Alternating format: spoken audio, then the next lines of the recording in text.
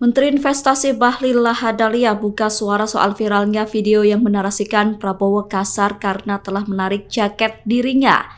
Bahlil menyayangkan video yang merekam momen dirinya dan Prabowo itu dinarasikan negatif. Pernyataan itu disampaikan Bahlil melalui akun X-nya pada Sabtu 23 Desember.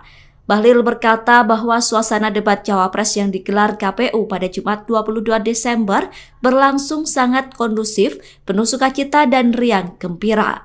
Sementara itu, saat dihubungi oleh Tribun News, Bahlil berkata bahwa pada momen itu Prabowo tidak menarik namun memegang jaket yang ia pakai. Oleh karena itu, menurut Bahlil, momen tersebut merupakan hal biasa yang tidak perlu dibesar-besarkan.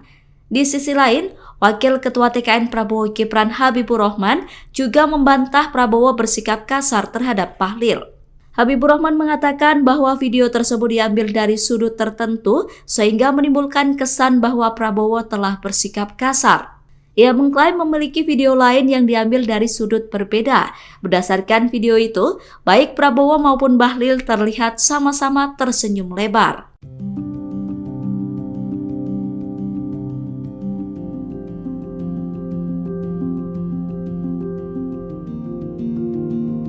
Apa sih perbedaan antara penerimaan pajak dan tax ratio?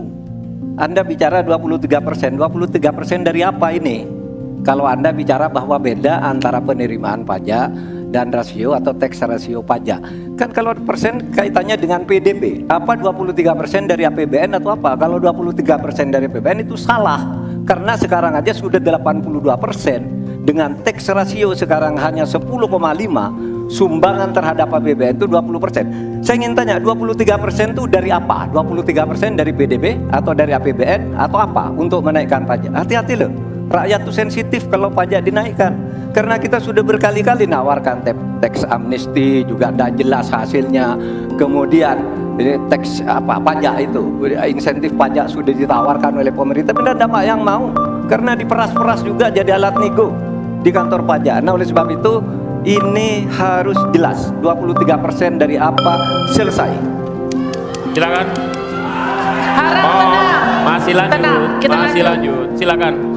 Pak, yang saya klarifikasi tadi adalah tax ratio dan menaikkan pajak, Pak, itu beda.